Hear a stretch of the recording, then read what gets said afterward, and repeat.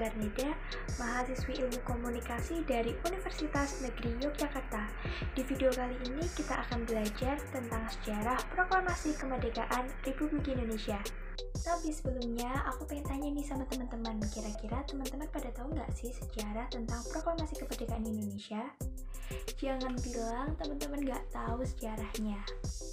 Karena menurutku penting bagi kita, seorang generasi muda, untuk mengetahui sejarah dan juga masa lalu bangsanya.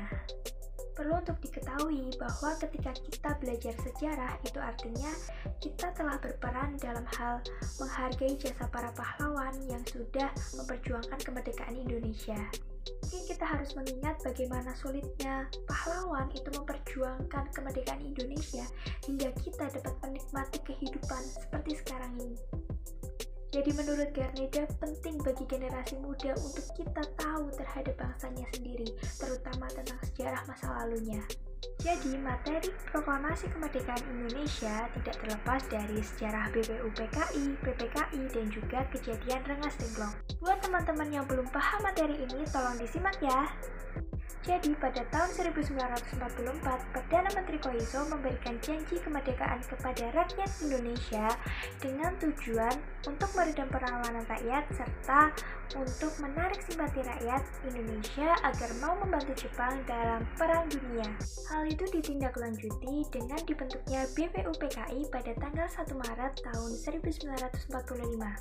Apa sih BPUPKI? Jadi, BPUPKI kepanjangan dari Badan Penyelidik Usaha-Usaha Persiapan Kemerdekaan Indonesia.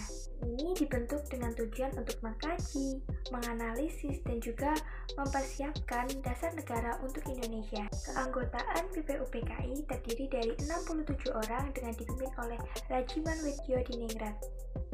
BPUPKI sukses melakukan 2 kali sidang. Sidang pertama yaitu pada tanggal 29 Mei sampai 1 Juni 1945. Sidang yang pertama menghasilkan rumusan dasar negara yang disebut dengan Pancasila. Sidang yang kedua dilakukan pada tanggal 10 sampai 17 Juli tahun 1945. Sidang tersebut membahas rancangan undang-undang dan juga bentuk negara. Kemudian pada tanggal 7 Agustus 1945, BPUPKI resmi dibubarkan dan diganti oleh PPKI.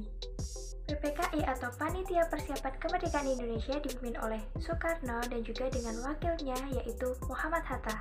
Saat Jepang dan juga Amerika Serikat terlibat dalam Perang Dunia Kedua, Amerika mengebom kota Hiroshima pada tanggal 6 Agustus 1945 dan juga kota Nagasaki pada tanggal 9 Agustus 1945. Hancurnya Nagasaki dan Hiroshima membuat Jepang harus menyerah kepada sekutu. Jepang berusaha untuk menutup rapat informasi tentang kekalahannya terhadap sekutu. Sayangnya pada tanggal 10 Agustus 1945, Sultan Syahrir mendengar berita kekalahan tersebut. Mendengar berita kekalahan Jepang, Sultan Syahrir langsung menyebarluaskan informasi tersebut. Golongan muda mendesak Soekarno untuk segera memproklamasikan kemerdekaan Indonesia pada tanggal 15 Agustus tahun 1945. Akan tetapi, Soekarno menolaknya. Hal ini dikarenakan sebagai ketua PPKI, Soekarno merasa bahwa dia tidak berhak atau tidak memiliki wewenang untuk melakukan itu. Soekarno berpikir bahwa kemerdekaan Indonesia hanya dapat dilakukan atas izin Jepang. Akhirnya, golongan muda dan juga golongan tua memiliki perbedaan pendapat terkait pelaksanaan proklamasi kemerdekaan. Soekarno berpendapat bahwa proklamasi sebaiknya dilakukan melalui PPKI. Merasa tidak puas dengan jawaban Soekarno, akhirnya golongan muda mereka menculik Soekarno dan Hatta ke Rengas Dengklok dengan tujuan menjauhkan Soekarno dan juga Hatta dari pengaruh Jepang. Kemudian pada tanggal 15 Agustus 1945, golongan muda melakukan rapat di Pegangsaan Timur untuk menentukan waktu proklamasi kemerdekaan. Setelah Soekarno dan juga Hatta diculik ke Rengas Dengklok, akhirnya Soekarno di hadapan Sultan Kolatif mengakui bahwa ia bersedia untuk melakukan proklamasi kemerdekaan. Golongan tua akhirnya menyepakati keputusan tersebut. Keesokan harinya, Ahmad Soebardjo rela mempertaruhkan nyawanya untuk menjemput Soekarno dan juga memastikan bahwa proklamasi kemerdekaan akan dilaksanakan pada tanggal 17 Agustus 1945. Golongan tua dan juga golongan muda akhirnya saling membantu untuk membentuk teks proklamasi kemerdekaan di rumah Laksamana Maeda.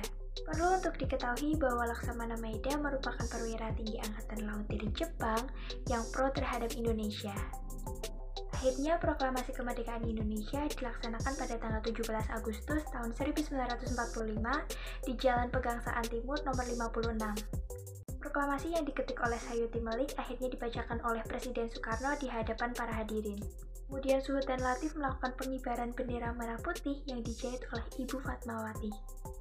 Kemudian pada tanggal 18 Agustus 1945, PPKI mengadakan sidang untuk pertama kalinya. Dalam sidang tersebut dihasilkan 3 keputusan. Pertama, memilih Soekarno sebagai presiden dan juga Muhammad Hatta sebagai wakil presiden Indonesia.